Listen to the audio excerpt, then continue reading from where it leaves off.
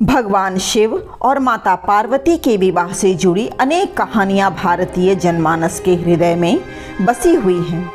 भगवान शिव को पति के रूप में वरण करने के लिए माता पार्वती ने हजारों वर्ष तक तपस्या की है। यह सर्वविदित है और सर्वमान्य तथ्य है। लेकिन क्या आप जानते हैं कि पार्वती को विवाह की स्वीकृति देने से पहले महादेव ने उनकी विधिवत परीक्षा ली थी। वास्तव में महादेव यह चाहते थे कि चूंकि उन्हें जन जन के दुख सुख का संज्ञान लेना होता है, तो उनकी धर्मपत्नी भी ऐसी हो जो प्रत्येक प्राणी मात्र को समझे, सृष्टि के कण कण को अपना ही अंश मानकर पालन पोषण कर संरक्षण करे। इसी के निमित्त उन्होंने देवी पार्वती की परीक्षा ली थी। मित्रों, ये कहानी काफ़ी रोचक है, इसलिए अंत तक बने रहिएगा। परंतु अगर आप पहली बार मेरे इस YouTube चैनल त्रिदेव शक्ति में आए हैं तो इसे अवश्य ही सब्सक्राइब करके बेल बटन भी प्रेस कर लीजिएगा, ताकि मेरे आने वाले सभी वीडियोस की नोटिफिकेशन आपको वक्त पर मिलती रहे। माता पार्वती शिव जी को पति के रूप में प्राप्त करने के लिए घोर तप कर रही थीं। उनके तप को देखकर देवताओं ने शिव जी से देवी की मनोकामना पूर्ण करने की प्रार्थना की। शिव जी ने पार्वती जी की परीक्षा लेने सप्तऋषियों को भेजा।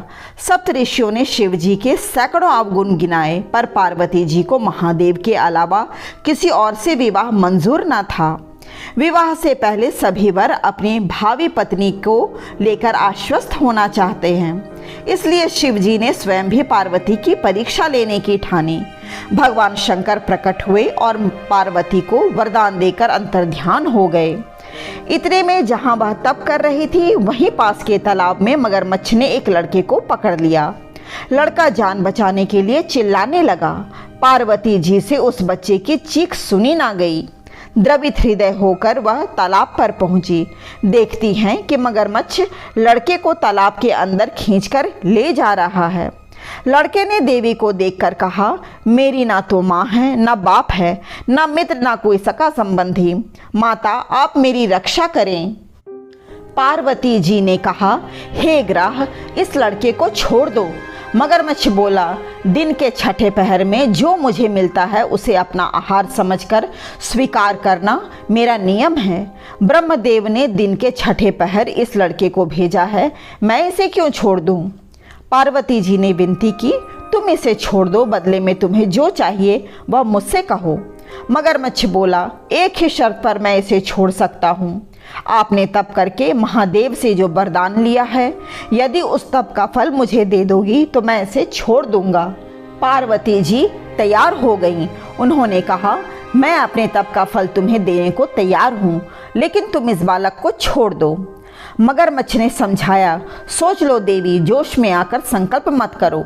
हजारों वर्षों तक जैसा तप किया है वह देवताओं के लिए भी संभव नहीं। उसका सारा फल इस बालक के प्राणों के बदले चला जाएगा। पार्वती जी ने कहा, मेरा निश्चय पक्का है, मैं तुम्हें अपने तप का फल देती हूँ, तुम इसका जीवन दे दो। मगरमच्छ ने पार्वती जी से तप दान करने का संकल्प करवाया।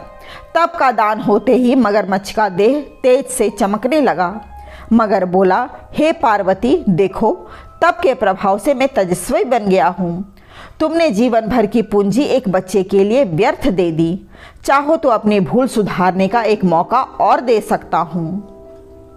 पार्वती जी ने कहा, हे ग्राह, तब तो मैं पुनः कर सकती हूँ, किंतु यदि तुम इस लड़के को निगल जाते तो क्या इसका जीवन वापस मिल जाता?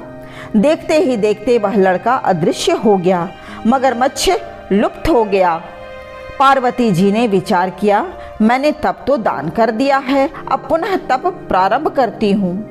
पार्वती ने फिर से तप करने का संकल्प किया। भगवान सदाशिव फिर से प्रकट होकर बोले, पार्वती, भला अब क्यों तप कर रही हो? पार्वती जी ने कहा, प्रभु, मैंने अपने तप का फल दान कर दिया है। आपको पति रूप में पाने के लिए मैं फिर से वैसा ही घोर तप कर आपको प्रसन्न करूंगी। महादेव बोले, मगरमच्छ और लड़के दोनों रूपों में मैं ही था। तुम्हारा चित्त प्राणी मात्र में अपने सुख दुख का अनुभव करता है या नहीं, इसकी परीक्षा लेने को मैंने यह लीला रची। अनेक रूपों में दिखने वाला मैं एक ही हूँ। मैं अनेक शरीरों से अलग निर्विकार हूँ। तुमने अपना तप मुझे ही दिया है, इसलिए अब और तप करने की ज़रूरत नहीं। देवी ने महादेव को प्रणाम कर प्रसन्न मन से विदा किया। उम्मीद करती हूँ कथा आपको पसंद आई होगी। इस तरह की पौराणिक और रोचक कहानियाँ आपको मेरे इस चैनल पर मिलती रहेंगी। अगर यह कथा पसंद आई हो तो लाइक करें, कमेंट में जाकर जय भोलेनाथ और जय माँ पार्वती ज़रूर लिखें। वीडियो को अधिक से अधिक शेयर करें और चैनल को सब्सक्राइब कर लें और बेल बटन भी प्रेस कर लें ताकि मेरे आने वाले सभी वीडियोज़ की नोटिफिकेशन आपको वक्त पर मिलती रहे। नमस्कार।